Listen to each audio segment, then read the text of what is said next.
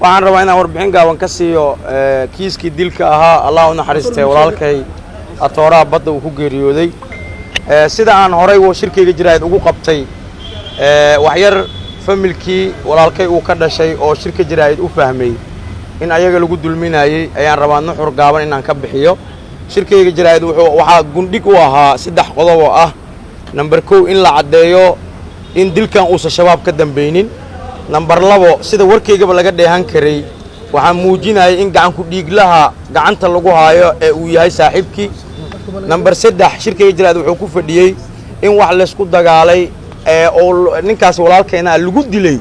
ay ahayd lacag akoon ku jirtay oo la rabay in la qaato ama la qaybsado laakiin asaga ninkan gacan ku dhiiglaha ah sidoo noo sheegay waxaan cadeeyay shirkeyga jiraayad ku cadeeyay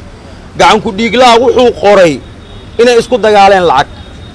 ani goobta ma joogin mana ogeyn laakiin habeenkii ninkii la dilay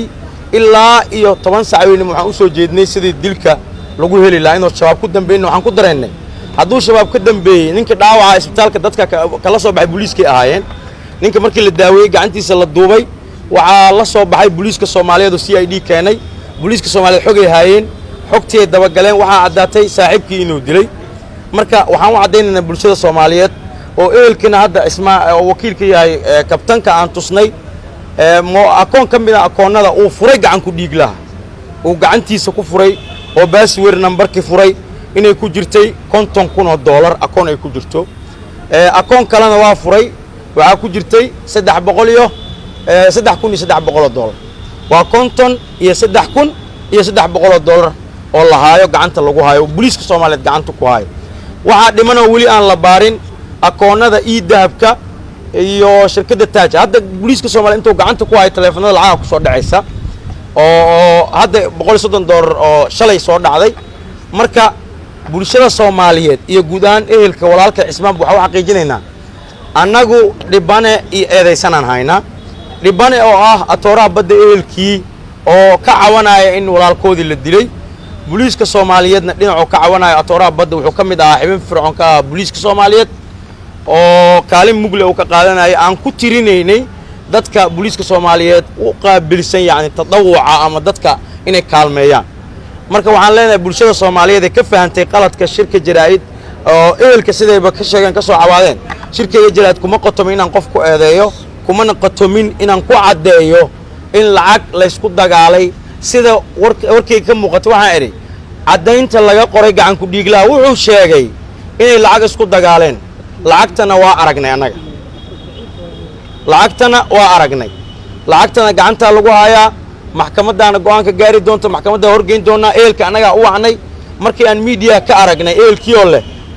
lacag iyo waxaas la isku qabsaday maba ogeyn ayaga waa runtiis hadda maba ogaba asaga numberka markaa tusnay lacagta tusnay waa fajacay waa yaabanya marka ogaal darida Soomaalidu degdeg ka batay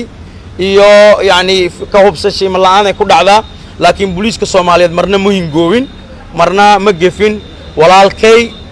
dhibana booliiska ah ninka la dilay waa booliis eelka ka soo koob booliiska dhibana sababta nagu kaliftay inaan 24 saac kiiskan ku soo ilaalino 24 saac ku baarno 24 saac ku soo cadeyno booliiska Soomaaliyeed ani iskama hadlo markaan waxa ka hadlayo barnaamij aan la soo dhiriyay taliya soo maray saraakiil soo maray la soo baaray waay